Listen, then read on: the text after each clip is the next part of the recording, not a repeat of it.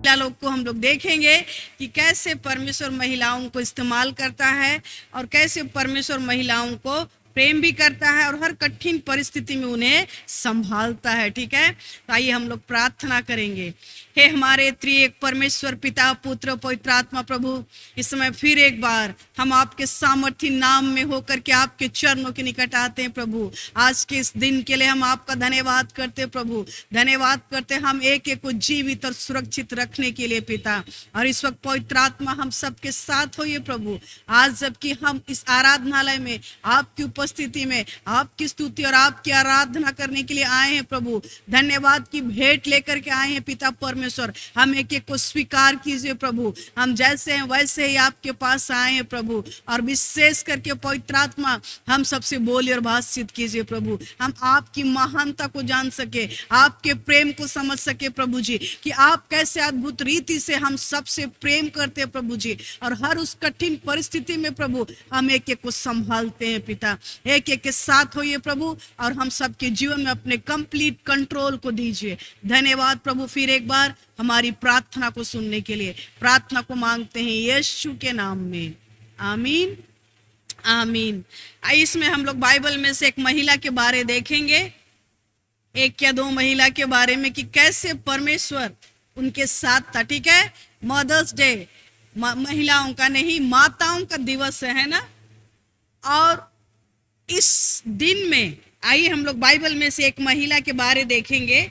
और ये महिला का उतना जिक्र नहीं है, उसको कोई जानते नहीं है, है ना।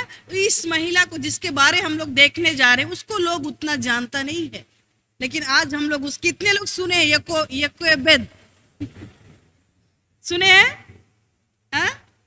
योकेबेद, इस महिला का नाम था योकेबेद। कौन है ये? किसी को पता है? ये मूसा की मम्मी। कौन थी? मूसा की मम्मी। वही मूसा जो इजरायलियों को छुटकारा दिया था गुलामी से। परमेश्वर उसको एक लीडर के रूप में तैयार किया था। उसके बारे हम लोग देखेंगे जो हम लोग को मिलता है हिब्रू इब्रानी की पुस्तक उसका 11वां अध्याय। ठीक है, इब्रानी की पुस्तक उसका 11वां अध्याय, ठीक है, और उसका 23 में। हिब्रू इब्रानी की पुस्तक 11 अध्याय उसका 23 में यहाँ लिखा है, विश्वास ही से मूसा के माता पिता ने उसको उत्पन्न होने के बाद 3 महीने तक छिपा रखा, क्योंकि उन्होंने देखा कि बालक सुंदर है और वे राजा की आज्ञा से ना डरे। विश्वास ही से मूसा ने सयाना होकर फिरौन की बेटी का पुत्र कहलाने से इनकार किया। ठीक है, और यदि हम लोग देखेंगे गिनती की पुस्तक में, वहां पर थोड़ा सा उसके बारे बतलाया गया, ज्यादा कुछ नहीं है, थोड़ा सा उनके बारे बोला गया है। किसके बारे? योकेबेद के बारे। ठीक है, ज्यादा कुछ बोला नहीं गया है, इसलिए हम उसको पढ़ेंगे नहीं। लेकिन आइए हम लोग उस महिला के बारे देखेंगे जो कि मिलता है गिनती की पुस्तक उसका 26 का 59 में, 59 में। और अमराम की पत्नी का नाम योकेबेद है। मूसा का पिता का नाम कौन था? अमराम, और उसकी पत्नी योकेबेद। और ये योकेबेद के बारे आज हम लोग देखेंगे। हम सबको पता है कि राजा का क्या नियम था, क्योंकि इजरायली लोग मिस्र देश में बहुत बढ़ रहे थे, बहुत ज्यादा बढ़ने लगे। हाँ, उनका जनसंख्या बहुत ज्यादा होने लगा। और ये इजरायली लोग कहाँ से आए थे? किसी को पता है? हम लोग यूसुफ के बारे जानते हैं, जोसेफ के बारे में। ठीक है, जोसेफ जब इजिप्ट का मिस्र देश का प्राइम मिनिस्टर बनता है और पूरे देश में अकाल हो जाता है, और जब अकाल होता है तो यूसुफ के परिवार वालों को, जोसेफ अपने परिवार वालों को मिस्र देश में लेकर के आता है। उसमें पूरे जनरेशन, पूरे पीढ़ी के लोग, यूसुफ के जितने भाई थे, बहन थे, उनकी जितनी वाइफ, बच्चे, सबको मिस्र देश में लेकर के आता है। और उसी दिन से उसी मिस्र देश में इजरायली लोग क्या होते हैं? बढ़ने लगते हैं। और इजरायली लोग जब बढ़ने लगते हैं तो सचमुच में जब देखते हैं यहाँ पर मिस्र का राजा लोग, वो लोग परेशान कि ये इजरायली लोग इतना बढ़ते जा रहे हैं, इनका कुछ करना होगा, नहीं तो कल को ये लोग जब बढ़ जाएंगे संख्या में तो हम लोग के ऊपर रूल करने लगेंगे, हम लोग के ऊपर राज्य करने लगेंगे। जबकि वो लोग गुलाम की दशा में थे, वो लोग दास थे, गुलामी थे, उनको कितना खटाया जाता था।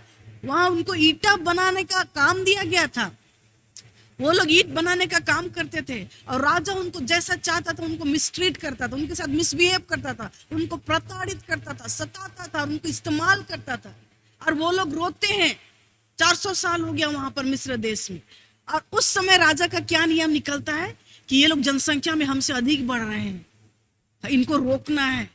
और कैसे रोकना है, वो ऐसे डिसाइड किया कि अब क्या करना है, जब भी किसी के परिवार में हिब्रू जाति के परिवार में जब भी किसी बालक का जन्म होगा तो उसको क्या करना है, मारना है। ये नियम पास कर दिया राजा कि किसी के परिवार में यदि कोई लड़का बच्चा का जन्म होगा तो उसको क्या करना, मार देना। कौन लोग मारते थे उनको, धाई लोग, जो दासी लोग होती थी, जो प्रेग्नेंट लेडी लोग को जो लोग सेवा करती थी, धाई लोग होती थी, उनको ये ट्रेनिंग दिया गया था कि तुम लोग जब भी किसी हिब्रू परिवार में जाएगा, जब वहां पर किसी बच्चा का जन्म होगा तो पहला काम क्या करना है, जब कोई लड़का बच्चा जन्म देगा तो उसको वहीं पर मार देना, ताकि इससे जनसंख्या कंट्रोल हो जाएगा उनका। और ये नियम पास हो गया था। और वहां पर क्या होता है, ऐसे कठिन परिस्थिति में ये योकेबेद मूसा की माँ थी, वो प्रेग्नेंट हो जाती है। ऐसे कठिन परिस्थिति में वो प्रेग्नेंट हो जाती है और उसके बाद उसके परिवार में सचमुच में एक बेटा का जन्म होता है। और उस बेटा का नाम क्या था, मूसा नाम रखा। और ऐसे कठिन परिस्थिति में जब वो प्रेग्नेंट हो जाती है और जब प्रेग्नेंट होने के बाद जब बच्चा का जन्मने का समय होता है, 2 लोग वहां पर आती है। वो लोग क्या, मेड सर्वेंट लोग वहां पर 2 जन आते हैं।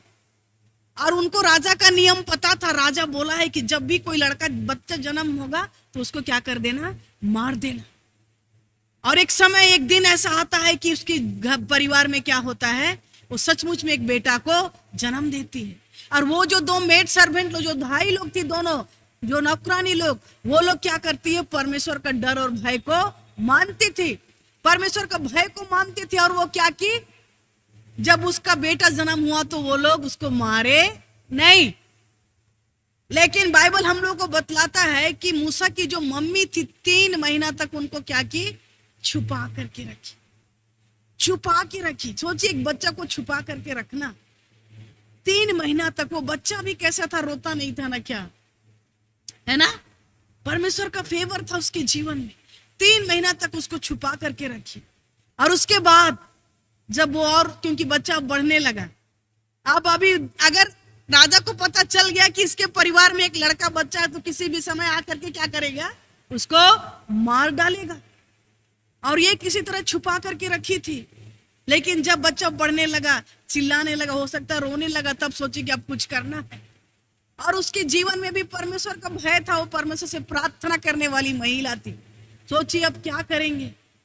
और परमेश्वर उससे बोलता है, बातचीत करता है और एक कदम को उठाती है। और वो कदम बहुत ही करेजियस फेथ बोलेंगे उसको, बहुत ही साहसी विश्वास का काम वो लेती है, बहुत ही साहसिक विश्वास का कदम वो लेती है। क्योंकि उसको पता है कि जैसे ही राजा को पता चलेगा मेरा बच्चा का क्या हो जाएगा, कत्ल हो जाएगा। कैसे छुपाऊं, कहाँ छुपाऊं, क्या करूं, कुछ समझ में नहीं आता है। लेकिन जब वो प्रार्थना करती, परमेश्वर हो सकता है उसको बोला, ऐसे वो नहीं की, परमेश्वर उसको क्या बोला, ये बाइबल में नहीं लिखा, लेकिन मैं विश्वास करती हूँ कि वो परमेश्वर की आवाज को सुनी। और वो सोची कैसे छुपाऊं, कहाँ छुपाऊं।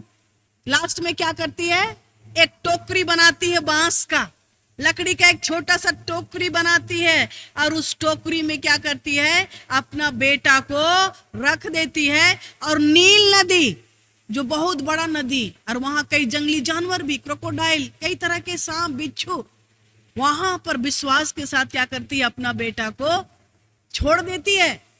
कहां पे, नील नदी में। क्या बना करके, एक टोकरी बना करके, है ना। और उसके बाद क्या होता है, छोड़ नहीं दी, अपनी जो बेटी थी, उसकी जो बहन थी, उसको उसके पीछे लगा दे, बोले तू जा करके नील नदी के पास खड़ा हो, खड़ा होकर के देखो कि तुम्हारा भाई का क्या होता है। और वो जाकर के पेड़ के पीछे छुप करके देख रही है कि मेरा भाई का क्या होगा। हाँ, और क्या होता है उधर उसकी मम्मी घर में प्रभु से प्रार्थना, प्रभु मेरे बच्चे को ध्यान दीजिए। और इधर में उसकी बहन खड़ी है और देख रही है कि क्या होगा उसका भाई का। और वैसे समय में जब नील नदी में मूसा को जब डाल दिया जाता है उस टोकरी में, और वहां पर क्या होता है, ठीक उसी समय में परमेश्वर क्या करता है, उधर से फिरौन की बेटी को भेज देता है नदी में घूमने के लिए। हाँ, इधर परमेश्वर उसको बोला कि जाके तू अपना बच्चा को क्या कर, नील नदी में डाल, मतलब फेंक दो, काइंड ऑफ फेंक दो, डाल दो। अब वो चाहती तो ऐसे ही भी डाल सकती थी, लेकिन बुद्धिमान नहीं, देखिए वो क्या की है, सुंदर से टोकरी बनाई, और टोकरी बना करके हो सकता है उसका ऐसा बनाई है ताकि उसमें पानी ना घुसे, और उसको जब डाल देती है, और जैसे ही वहां पर उसकी बहन खड़ी है और इधर में बच्चा पानी में, मूसा कहाँ है, पानी में, और उधर से क्या होता है, फिरौन की बेटी को परमेश्वर उसके मन को चलाता है, बोलता तू जा नील नदी में घूमने के लिए, हो सकता है नहाने के लिए। और जब वो लोग वहां पर आए अपने दास दासी के साथ, देख रहा है कि एक बच्चा रो रहा है, और उसी समय बच्चा रोने लगता है। परमेश्वर का प्लान देखिए, उधर से वो लोग आते हैं और इधर से इतना देरी बच्चा नहीं रोया था, अभी क्या हो रहा है, बच्चा रोने लगता है। और जब बच्चा रोने लगता है, वो फिरौन की जो बेटी लोग थी, राजा की जो बेटी, वो सोचते अरे कहाँ से बच्चे का रोने का आवाज आ रहा है। और जब देखता है कि ओ यहाँ पर कोई बच्चा है, टोकरी में एक बच्चा है, उसको लोग उठाते हैं, उस बच्चा को वो लोग उठाते हैं और देखते कि बच्चा सच में बहुत खूबसूरत था। मूसा के बारे में बाइबल बताती कि बहुत सुंदर था। अभी हम लोग वचन में पढ़े ना कि वो देखने में बालक बहुत सुंदर था। और वो लोग जब उठाती है, हाँ, फिरौन की बेटी जब उठाती है, और इधर में कौन थी, मूसा की बहन खड़ा होकर पेड़ के पीछे छुप के देख रही थी। और जब वो लोग उसको उठाते हैं, वो दौड़ के उनके पास जाती है और बोलती है, क्या बोलती है, हाँ, कि क्या मैं इस बच्चे को देखने के लिए, इसके लिए एक नौकरानी का व्यवस्था करूं, क्या मैं आपके लिए कोई धाई या कोई दासी ढूंढ दूं जो इस बच्चे का देखभाल करे, क्योंकि रानी कैसे देखेगी बालक, वो लोग तो नहीं देख भाल, छोटा बच्चा, उसको दूध का भी आवश्यकता है, उसको बहुत टेक केयर करना है। लेकिन ये परमेश्वर का मास्टर प्लान यहाँ पर हम लोग देखते हैं। और उसके बाद जब वो पूछती है उनसे कि क्या मैं इसको देखने के लिए कोई दासी या कोई नौकरानी का प्रबंध करूं, तो वो लोग बोलता हाँ। और उसके बाद क्या होता, वो दौड़ करके अपनी मम्मी के पास आता है और बोलती है कि मम्मी, आपका हमारा भाई को कौन लेकर के गया है, हाँ, राजा का बेटी लोग लेकर के गए हैं। कहाँ लेके गए हैं, महल में लेके गए हैं। और क्या हुआ है, आपको वहां जाना है, क्योंकि हमने कहा है कि उनके लिए एक दासी को हम देंगे। और इस तरह से उसकी माँ क्या करती है, उस महल में जाती है और दिन भर हो सकता है उसके साथ समय बिताती है। और इस तरह से हम लोग देखते हैं कि किस प्रकार ये जो महिला थी याकूब, वो कैसे विश्वास का एक कदम को लेती है।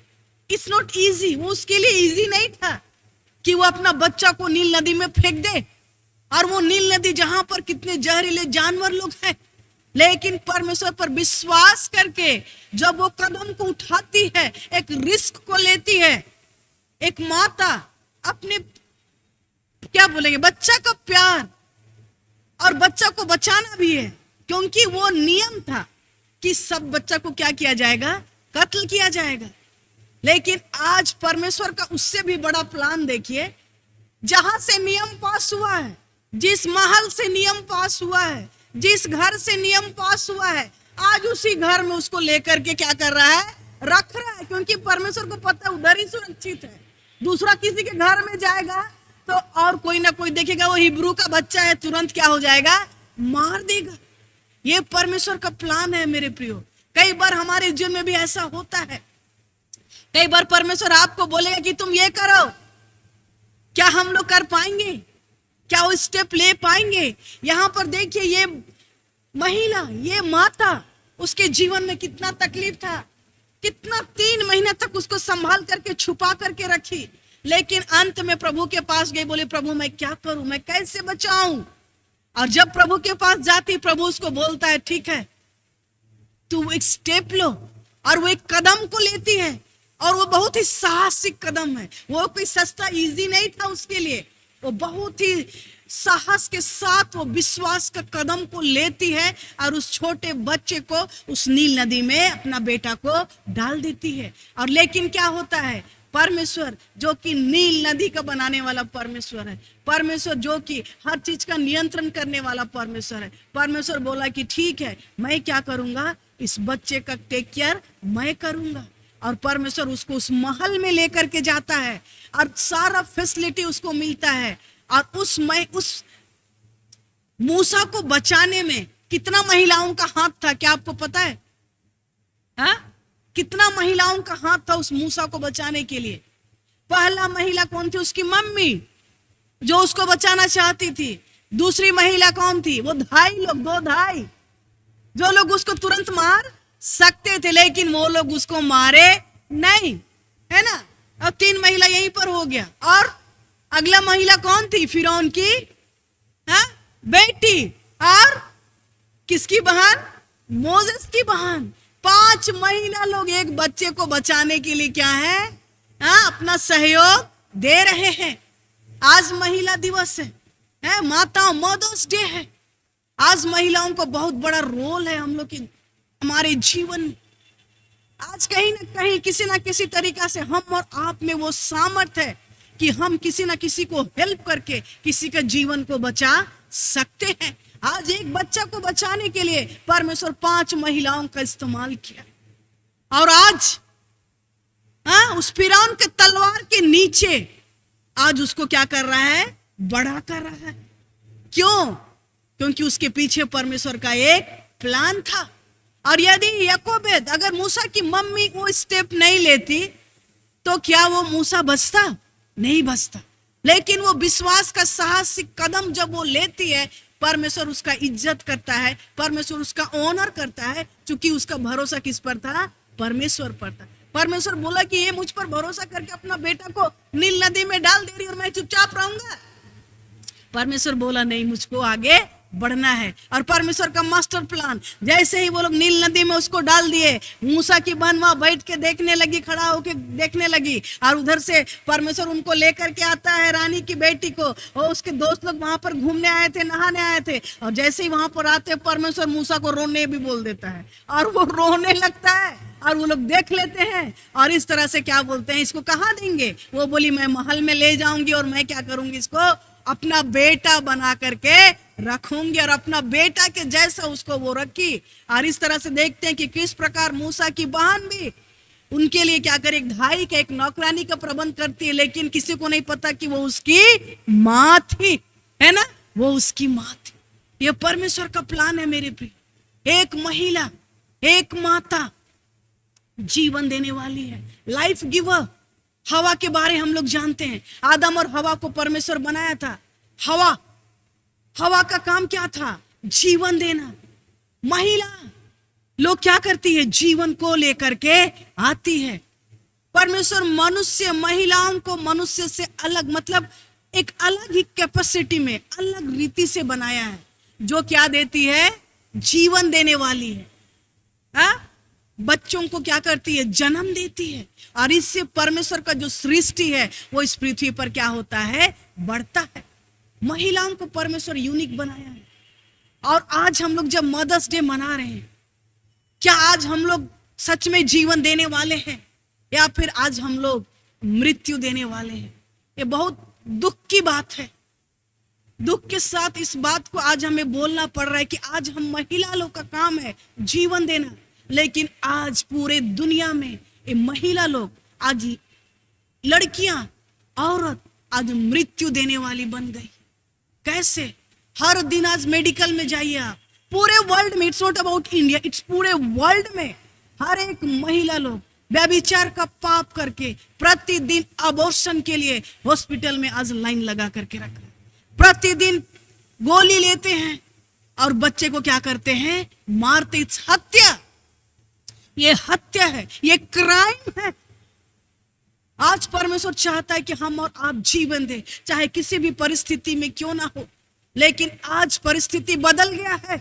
आज 21वीं सेंचुरी में सब लोग पाप में गिर गए हैं, व्यभिचार में गिर गए हैं। और प्रतिदिन आज क्या हो रहा है? अबॉर्शन हो रहा है, भ्रूण हत्या हो रहा है। लोगों को थोड़ा सा भी तकलीफ नहीं हो रहा है कि मैं ये पाप कर रही हूं या फिर मैं ये गलत कर रही हूं। और आज जीवन देने के बदले हम लोग क्या कर रहे हैं, मृत्यु को लेकर के आए हैं। और इसी कारण से पूरे दुनिया में आज क्या हो गया है, श्राप। आज श्राप आ गया है पूरे दुनिया में। बाइबल में रिसर्च के आधार पर यह पता चला है कि आज हत्या के कारण से पूरे दुनिया में परमेश्वर के सामने एक क्वेश्चन मार्क आ गया है, क्योंकि आज ये हत्या सबसे स्पीड से आज बढ़ रहा है। आज ये हत्या पूरे दुनिया में स्पीड से आज बढ़ रहा है। और महिला को जबकि परमेश्वर एक जीवन देने वाली बनाया, लेकिन आज महिला लोग पाप के कारण से, व्यभिचार के कारण से अपने जीवन में क्या कर रहे हैं, जीवन देने वाला काम को छोड़ करके क्या कर रहे हैं, मृत्यु देने वाला काम कर रहे हैं, जिसके कारण से आज पूरे दुनिया में परमेश्वर का श्राप आ रहा है। पूरे दुनिया में, आउट ऑफ इंडिया, पूरे कंट्री में जाइए, पूरे देश में जाइए, सब जगह ये पाप बढ़ रहा है, जिसके कारण से परमेश्वर का श्राप आ रहा है। और परमेश्वर के सामने एक क्वेश्चन मार्क है कि मैं कैसे क्या करूं इनका, क्योंकि ये पाप बहुत स्पीड से बढ़ रहा है। लेकिन आज हमको और आपको इस बात को जानने की आवश्यकता है कि आज हमें जीवन देना है, ठीक है। जिस प्रकार योकेबेद ने मूसा की मम्मी जो एक साहसी विश्वास का कदम लेती है और उसके बाद परमेश्वर पर भरोसा करके कि लेट इट, जो होगा परमेश्वर अच्छा करेगा, ये सोच करके जब वो कदम को वो लेती है, परमेश्वर क्या करता है, उसके जीवन में वो चमत्कार को करता है। और जैसे मैंने कहा कि 4-5 महिला लोग क्या थे, उसको बचाने के लिए अपना सहयोग दिए थे, और ये लोग परमेश्वर के द्वारा निर्धारित किए गए थे। और इस तरह से हम लोग देखते हैं कि कैसे वो महिला उस कठिन परिस्थिति में थी, लेकिन फिर भी परमेश्वर ने उसके साथ एक चमत्कार को किया। और आज और एक महिला के बारे में देखेंगे जिसका नाम है हाजिरा, है ना, नहीं जानते कई लोग, लेकिन मैं बताता हूँ। हाजिरा एक महिला योकेबेद के बारे हम लोग देखे जो मूसा की मम्मी थी, और दूसरा महिला हाजिरा जो अब्राहम और सारा की दासी थी। वो बेचारी कुछ गलती नहीं की, लेकिन उसके जीवन में भी तूफान आया, सफरिंग आया, और वो लोगों के द्वारा मिसअंडरस्टूड की गई। लोग उसको गलत समझने लगे, क्योंकि वो क्या थी, सारा की दासी थी। अब्राहम और सारा से परमेश्वर प्रतिज्ञा किया था कि मैं तुमको संतान दूंगा और तुम्हारे बच्चे आकाश के तारों के समान और समुद्र के बालू के समान होंगे। लेकिन वो लोग इंतजार नहीं कर सके, क्योंकि उनका एज बहुत हो गया था। परमेश्वर तो प्रतिज्ञा किया है, लेकिन अभी तक कोई काम नहीं हो रहा है, कोई बच्चा नहीं। हाँ, वो लोग इंतजार कर करके थक चुके थे। लास्ट में वो लोग शॉर्टकट अपनाते हैं, बोलते अब तो कुछ करना है। और क्या शॉर्टकट अपनाते हैं, सारा क्या बोलती है, अब्राहम और सारा मेरा तो बच्चा नहीं हो रहा है, मेरा उम्र बहुत हो गया है, क्योंकि अब्राहम का साल 100 साल था और उसकी पत्नी का 75 ईयर्स। बोल रहा है कि अब मैं बच्चा कहाँ से उत्पन्न करूंगी। तो अपनी दासी को, भाई को बोलती है कि तू मेरे पति के पास जा और उससे सो और मुझको एक बेटा दे। अपनी दासी को, हाजिरा को बोलती है। और वो सचमुच में क्या होता है, एक दिन अब्राहम और हाजिरा एक साथ रहते हैं, सोते हैं, और उनका पेट में जब गर्भ धारण करती है, और जब सारा को पता चलता है कि ये मेरे पति से गर्भवती हो चुकी, तो फिर गुस्सा करना शुरू, फिर वो नफरत करने लगती है। उसमें सारा, हाजिरा का कोई दोस्त था नहीं था, उसकी मालकिन ही उसको बोली थी कि जाके मेरे पति से मेरे लिए एक बच्चा उत्पन्न करो। और जब वो गर्भवती हो जाती है, तो यहाँ पर सारा पूरा गुस्सा करने लगती है, बोलती है, उसे नफरत करने लगती है, और यहाँ पर ये रोने लगती, मेरा क्या गलती। हाजिरा को बहुत प्रताड़ित करती है, उसको सताने लगती है, खाना नहीं देती है, उसके साथ व्यवहार अच्छा से नहीं करती है, और वो रोने लगती, बोलती है कि अब मेरा इसमें क्या दोष। और उसके बाद सचमुच में एक दिन उसका क्या होता है, बच्चा जन्म होता है, और परमेश्वर उसको बोलता है कि ओ तुम्हारे साथ ये गलत हुआ है, लेकिन मैं उसको आशीष में बदल दूंगा। परमेश्वर उसको बोल रहा, ठीक है तेरे साथ गलत हुआ है, लेकिन परमेश्वर उसको क्या बोलता है, वो भी सोची थी कि हम इस बच्चा को मार देंगे, नहीं जिएंगे, कितना उसके पास भी समस्या आया था, लेकिन परमेश्वर उसको बोलता है कि नहीं, भाग गई थी घर छोड़ करके, उत्पत्ति में यदि हम लोग देखेंगे, वो घर छोड़ के भाग गए, बोले और मैं जीना नहीं चाहती। परमेश्वर उसको बोलता है कि तू अपनी दासी के घर जा, अपने मालिक के घर जा, क्योंकि मैं उस बच्चे से एक बड़ा जाति बनाऊंगा। और इस तरह से परमेश्वर उसको क्या कहता है, ढांढस देता है। और उसके बाद उसका बेटा का जन्म होता है। उसका नाम क्या था? इस्माइल। इस्माइल था। और उस बेटा का जब जन्म होता है, और उसके बाद भी सारा उसको क्या करती थी? गुस्सा करती थी, उसके साथ मिसबिहेव करती थी, उसको खाना नहीं देती थी, उसके बच्चा और दोनों को क्या करती थी? ताड़ना देती थी। और एक दिन गुस्सा आकर के क्या बोली? उसको बोली तू निकल जा। और ये क्या की? हाजिरा क्या की? अपना छोटा सा बच्चा को ले करके अपना मालिक का घर को छोड़ करके वो निकल जाती है। अपना बेटा को लेकर के बोलती हम कहाँ जाएंगे, क्योंकि उसका कोई अस्तित्व नहीं था, कोई घर, कोई परिवार नहीं था, और उसके पास एक छोटा बच्चा था। और उसके बाद वो पहले तो ट्रांसपोर्टेशन था नहीं, पैदल चलते चलते चलते चलते वो कहीं पहुंच जाती मरुस्थल में, और उनके पास जो पीने का पानी था वो भी खत्म हो चुका था। और उसके बाद उसका बेटा को प्यास लगता है, बेटा बोलता है कि मुझको पानी दे। उसकी मम्मी जब देखती है तो पानी एक भी नहीं है, और उसका बेटा उधर तड़प रहा था प्यास के मारे। और एक मम्मी का हृदय देखिए, वो बोल रही है कि मैं अपना बेटा को प्यास से तड़पते हुए, मरते हुए नहीं देख सकती, प्रभु आप ही कुछ करो। वहां पर प्रभु को पुकारती है, और उसका बेटा उधर तड़प रहा है पानी के लिए, और वो बोलती, किनारे चले जाती है, बोलती प्रभु मैं अपना बेटा को मरते हुए नहीं देख सकती। परमेश्वर उसको बोलता है, हाजिरा तुम्हारा मन व्याकुल ना हो, तुम देखो इधर। और जैसे उधर मुड़ करके देखती है, वहां पर बगल में परमेश्वर उसके लिए एक कुआं बना दिया। हालेलुया। बेटा उसका तड़प रहा है पानी के लिए, और परमेश्वर बोलता तू रोती क्यों हो, मैं तुझको जल दूंगा। और वो बोलता जाओ वहां पर पानी, जाके पानी लाके पिला अपने बेटे को। और वो जाती वहां से पानी लेकर के आती और अपना बेटा को पिलाती है। हमारा परमेश्वर ऐसा है। कई बार हम महिलाओं के जीवन में ऐसे कठिन परिस्थिति आते हैं, कई बार मिसअंडरस्टूड लोग आपका, माताओं का क्या करते हैं? गलत समझते हैं। कभी पति उसको गलत समझता है, कभी बच्चे उसको गलत समझते हैं, कभी पड़ोसी उसको गलत समझता है। एवरी टाइम मिसअंडरस्टूड हो जाते हैं। कई बार लोग उसको गलत बोलते हैं। कई बार कितना सैक्रिफाइस करने के बाद भी, कितना बलिदान करने के बाद भी उनके जीवन में तकलीफ होता है। लोगों को खुश करते करते उनका सारा जीवन खत्म हो जाता है। महिलाओं का काम बलिदान वो बहुत महान है, और परमेश्वर वैसे बनाया है। एक महिला का जीवन जो सैक्रिफाइस, बलिदान का जीवन होता है, और वो हमेशा अपने जीवन को बलिदान करने के लिए रेडी रहती है। जब वो नहीं रहती है घर में, जब होती है घर के काम को वो करती है, अपने परिवार में घर का काम करती, बलिदान का जीवन जीती है।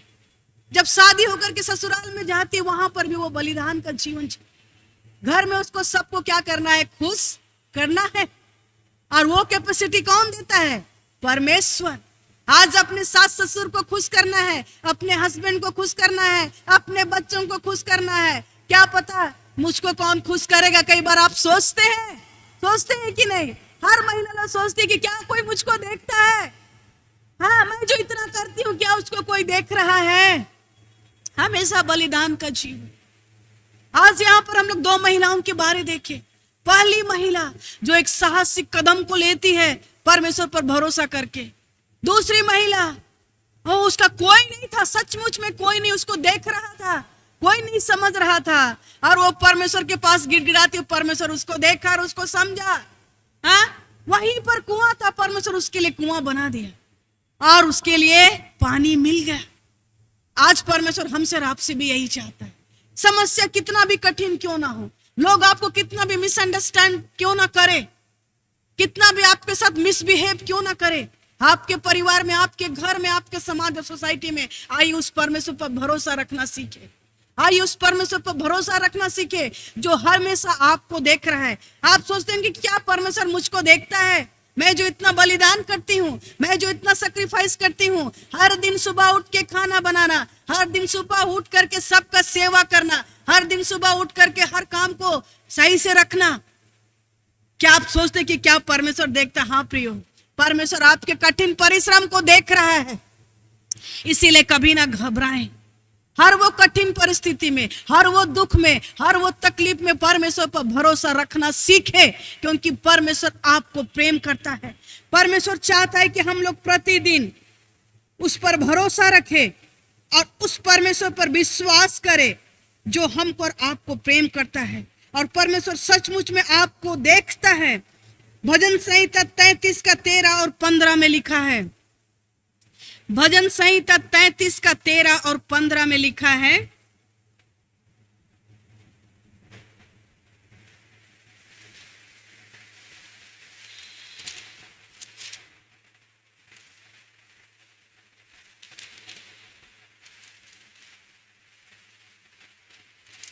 यहोवा स्वर्ग से दृष्टि करता है, वह सब मनुष्य को निहारता है।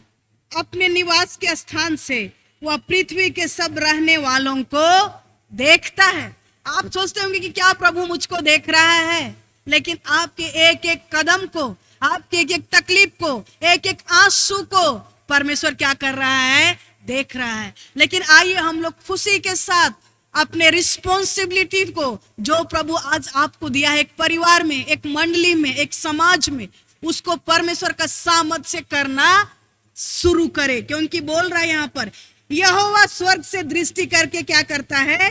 देखता है। यहोवा स्वर्ग से दृष्टि करता है, वह सब मनुष्य को निहारता है। अपने निवास के स्थान से वह पृथ्वी के सब रहने वालों को देखता है। आपका परिश्रम कभी व्यर्थ नहीं जाएगा। प्रभु आपको आशीष देगा, आपकी परिस्थिति को बदलेगा, आपके परिवार में शांति होगा, खुशी होगा, आनंद होगा। और जिस प्रकार मृत्यु के मुंह से परमेश्वर बचाया मोसेस को, आपके एक एक बच्चों को, आपके परिवार के एक एक लोगों को परमेश्वर क्या करेगा? बचाएगा। आपके कारण से, आपके विश्वास के कारण से, आपकी आज्ञाकारिता के कारण से। हम लोग जानते हैं पिछले दिनों में किस प्रकार कोरोना का तूफान आया। किसी के पास कोई आशा नहीं था, सब कोई टूट चुके थे। पूरा देश, चाहे वो प्रधानमंत्री हो, चाहे वो बड़ा लीडर हो, नेता हो, किसी के पास कोई आशा नहीं था, सब लोग परेशान थे। लेकिन ऐसे कठिन परिस्थिति में परमेश्वर ने हम सबको वो आशा दिया कि हम तुमको सब महामारी से क्या करेंगे? बचाएंगे। आने वाले दिन में और भी भूकंप होगा, और भी अकाल होगा, लेकिन ऐसे परिस्थिति में हम महिलाओं का कर्तव्य है कि हम लोग प्रार्थना करें अपने बच्चों के लिए, अपने परिवार के लिए, अपने देश के लिए। ठीक है। सेकंड क्रॉनिकल, दूसरा इतिहास उसका 16 का 9 में लिखा है, देख यहोवा की दृष्टि सारी पृथ्वी पर इसलिए फिरती रहती है कि जिसका मन उसकी ओर निष्कपट रहता है, उनको सहायता में वह अपनी सामर्थ दिखाए। क्या बोल रहा है? यहोवा की दृष्टि सारी पृथ्वी पर फिरती है। आपको परमेश्वर देखता है, एक एक मनुष्य को परमेश्वर देखता है। यहोवा की दृष्टि सारी पृथ्वी पर इसलिए फिरती रहती है कि जिनका मन उसकी ओर निष्कपट रहता है, उनकी सहायता में वो अपना सामर्थ दिखाए।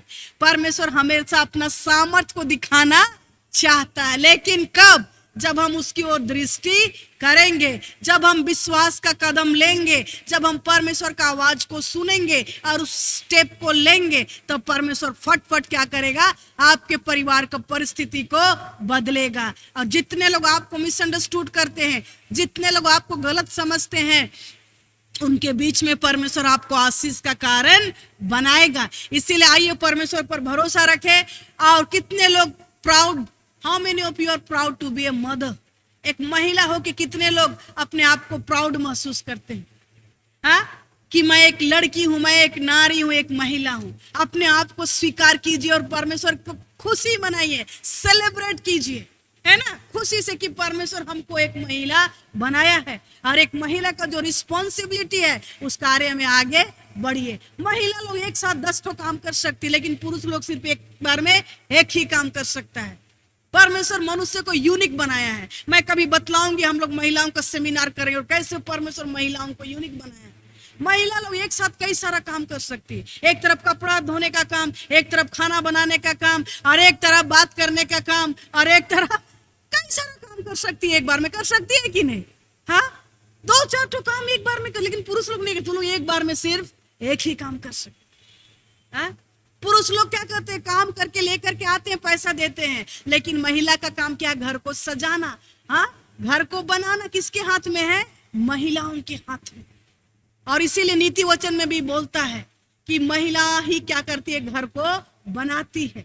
और आइए हम लोग प्रार्थना के साथ, जिस घर की महिला प्रार्थना करने वाली है, वो घर में हमेशा परमेश्वर का उपस्थिति और आशीष और सुरक्षा रहेगा। समस्या आएगा? हाँ, मृत्यु से बड़ा और कोई समस्या है? देखिए उस मूसा के बारे कि परमेश्वर कैसे उसको बचाया, आज हमको और आपको भी परमेश्वर बचाएगा। और किस प्रकार मूसा को एक लीडर के रूप में तैयार किया, एक अगुआ जो इस्राएलियों को छुड़ाने का कारण परमेश्वर उसको तैयार किया। आज परमेश्वर हमको और आपको भी अगुआ बनाएगा, लीडर बनाएगा। आपके बच्चे लीडर बनेंगे, आप लीडर बनेंगे, और कई सारे लोगों के जीवन में खुशी और आनंद को लेकर के आएंगे। ठीक है, तो इसीलिए आज हमें खुश होना है अपने अस्तित्व को लेकर के। आज लोग जेंडर चेंज कर रहे हैं, लिंग चेंज कर रहे हैं। हाँ, हम देखे क्या, सब जानते हैं हम लोग, है ना? जेंडर चेंज कर अपना लिंग को बदल रहा। कोई लड़का है वो अपना ऑपरेशन करा के क्या बन जा रहा है? लड़की। हाँ, और कोई लड़की वो अपने चीज को ऑपरेशन करा के क्या बन जा रहा है? लड़का। लेकिन जी नहीं, परमेश्वर आपको जैसा बनाया है उसको अब स्वीकार करें और उसको सेलिब्रेट करें, एक महिला के रूप में, एक पुरुष के रूप में, एक बॉय के रूप में, एक गर्ल के रूप में। क्योंकि हर चीज को परमेश्वर यूनिक बनाया है, हर चीज को परमेश्वर चाहता है कि उसको इस्तेमाल करें, उसके द्वारा परमेश्वर के राज्य की बढ़ती हो। ठीक है, इसीलिए आइए हर परिस्थिति में परमेश्वर पर भरोसा रखें। आइए हम लोग प्रार्थना करें, प्रभु से सहायता मांगे कि सचमुच में जब हम लोग मदर्स डे मनाते हैं, महिलाओं का दिन है, हम महिला लोग बहुतों के लिए आशीष का कारण बने। आइए हम लोग अपने आंखों को बंद करें और प्रार्थना करें। हे हमारे त्रिएक परमेश्वर पिता, पुत्र, पवित्र आत्मा, प्रभु जी, हम फिर एक बार अपने आप को आपके सामर्थ्य हाथ में समर्पण करते प्रभु जी, और प्रार्थना करते हम एक एक के जीवन को अपने हाथ में ले प्रभु जी। सहायता करके जिस प्रकार प्रभु जी योकेबेद ने एक विश्वास का साहसिक कदम को लिया, आप पर भरोसा करके प्रभु, हम सभी अपने दैनिक जीवन में प्रभु एक एक कदम विश्वास के साथ लेने पाए प्रभु। हर एक कठिन परिस्थिति में प्रभु, हर एक समस्या में परमेश्वर पिता आपके साथ साथ चलने पाए प्रभु, आपकी आवाज को सुन सके पिता, और आपके विश्वास में प्रभु जी आगे बढ़ते जाए प्रभु। हम एक एक के जीवन को अपने हाथ में ले प्रभु, हर एक कठिनाई, हर एक परिस्थिति से एक एक को बचाइए प्रभु जी। हमेशा प्रभु हम हर अच्छा सर्विस देने पाए प्रभु, अच्छा सेवा देने पाए प्रभु, और इसके द्वारा प्रभु जब आप हमें देखते हैं प्रभु जी, हम आपके लिए आशीष का कारण, दूसरों के लिए आशीष का कारण होने पाए प्रभु। हम एक एक के जीवन को अपने हाथ में ले प्रभु, और अपने नाम की महिमा के लिए बहुतायत से इस्तेमाल कीजिए। धन्यवाद पिता, हमारी प्रार्थना को सुनने के लिए। सारा आदर महिमा आपको देते हैं प्रभु, हमारी प्रार्थना को सुनने के लिए आपका धन्यवाद। प्रार्थना को मांगते हैं त्रिएक परमेश्वर पिता, पुत्र और पवित्र आत्मा के नाम से, आमीन आमीन। प्रभु आप सबको आशीष दे।